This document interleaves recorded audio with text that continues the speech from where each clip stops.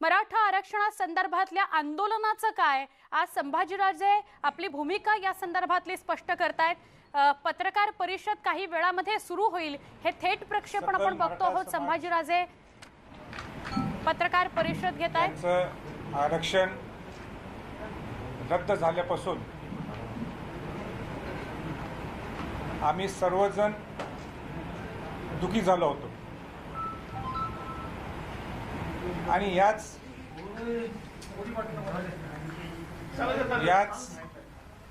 वेळी सरकारमधले लोक असतील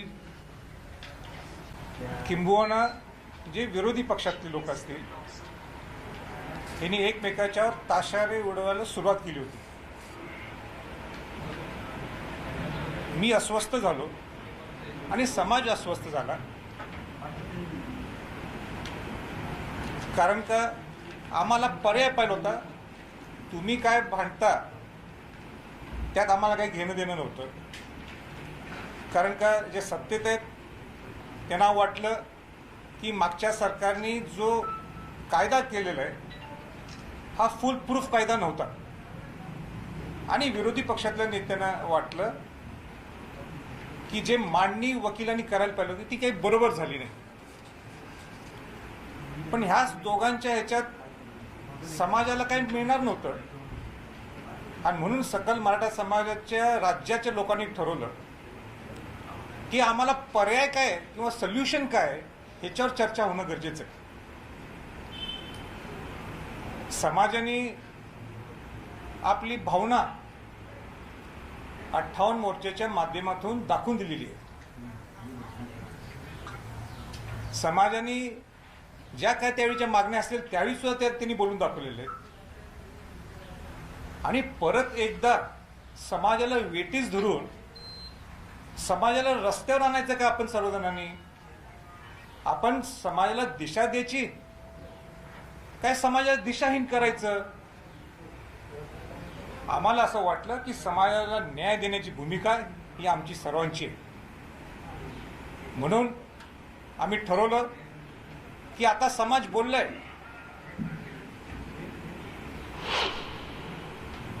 आम्ही बोललोय। आम्ही म्हणजे कोण? ज्यांनी समाजासाठी लढा उभा करण्यासाठी ज्यांनी अहोरात्र प्रेम केले ते म्हणजे समन्वयक असतील किंवा अनेक लोक असतील। आम्ही बोललोय।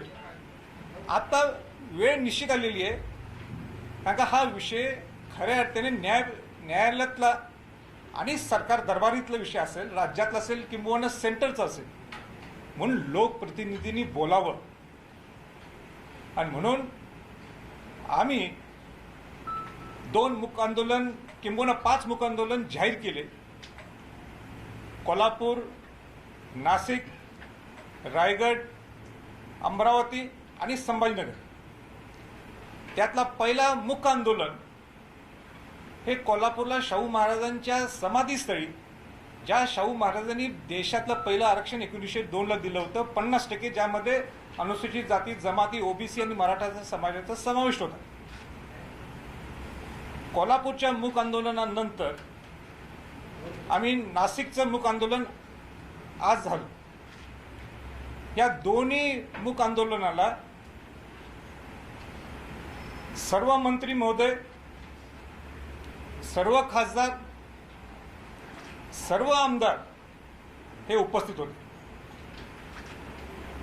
हे सगळं होत असताना कोल्हापूरचं मूक आंदोलन झाल्यानंतर तिथंच पालकमंत्र्यांनी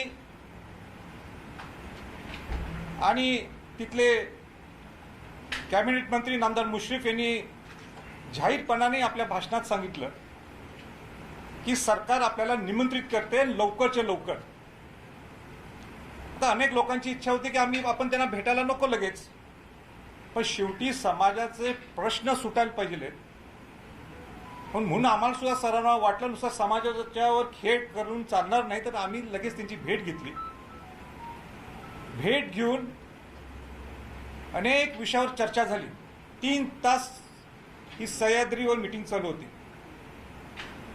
तर मला परत एकदा सांगायचं आहे की तिथे चर्चा काय झाली हे पूर्ण महाराष्ट्रातल्या लोकांना समजणं गरजेचं आहे, म्हणून मी थोडक्यात त्याचा आढावा सुद्धा घेतो।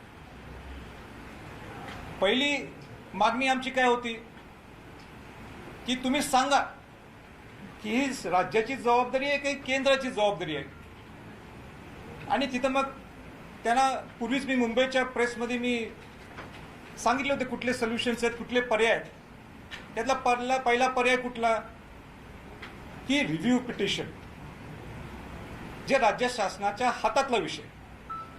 आणि रिव्ह्यू पिटिशन जर का टिकलं नाही तर आपल्याला क्युरेटिव्ह पिटिशनला जात आहे. मग क्युरेटिव्ह पिटिशन हे भोसले समिती जी स्थापन झालेली आहे त्यांनी सांगितलं ते घ्यायची काही गरज नाही. मग राहतो कुठला पर्याय, जर का रिव्ह्यू पिटिशन गेलं तर तुम्हाला एकमेव पर्याय राहतो तो म्हणजे 338(ब)च्या माध्यमातून आपल्याला आयोग स्थापन करावा लागेल, परत एकदा ACPC व्हावं लागेल आणि मग ते राज्यपालांच्याकडे जाणार. राज्यपाल हे राष्ट्रपतींच्याकडे हा अहवाल देतील. राष्ट्रपती 342(अ)च्या माध्यमातून केंद्रीय मागासवर्गीय आयोगाकडे जर द्यायची इच्छा असेल त्यांना ते देऊ शकतात सगळं डाटा. आणि ते मग राज्य मागासवर्गीय आयोगाकडे डाटा घेऊन परत त्यांच्याकडे स्वतः घेणार आणि मग पार्लमेंटला द्यायची इच्छा असेल तर राष्ट्रपतींच्या माध्यमातून ते देऊ शकतात.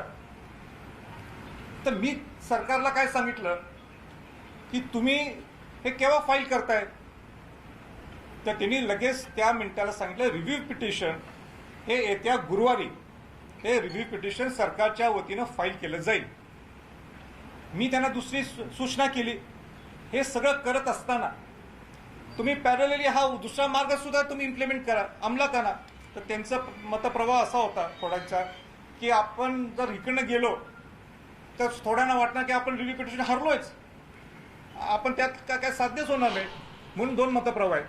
पण मी त्यांना सांगितलं ठीक आहे, पण तुम्ही आयोग स्थापन करू नका, पण त्याचं होमवर्क ज्या काही गोष्टी लागतात, ज्या काही त्रुटी असतील गायकवाड कमिशनमध्ये त्याचे तर तुम्ही काम सुद्धा सुरू करू शकता. तर त्याला त्यांनी सकारात्मक दृष्टिकोन दाखवला. हे झालं तुमच्या आरक्षणाच्या बाबतीत. आता माझा सगळ्यात महत्त्वाचा मुद्दा होता ज्याच्यासाठी खऱ्या अर्थाने मूक आंदोलन हे सुरू झालेलं आहे, ते म्हणजे की या 17 मागण्या ज्या आपण पूर्वी दिल्या होत्या त्या 17 मागण्या एवढ्या मोठी लिस्ट देण्यापेक्षा आपण 5 ते